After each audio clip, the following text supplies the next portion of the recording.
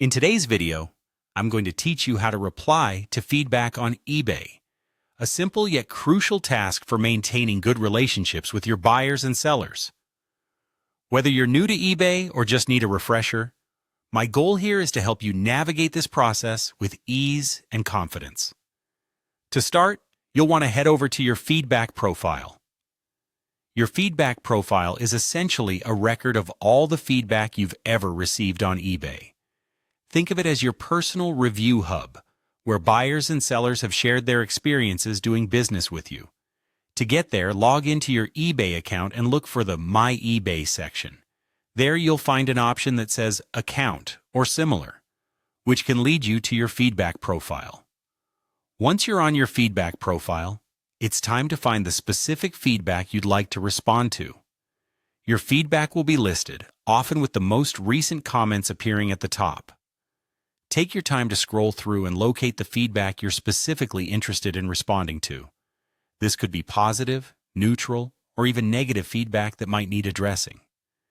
Taking a moment to really understand the feedback will help you formulate an appropriate and thoughtful response. After identifying the feedback you want to reply to, the next step is to click the Reply button.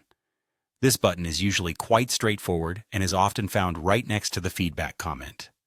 Clicking on it will open a text box where you can type your response.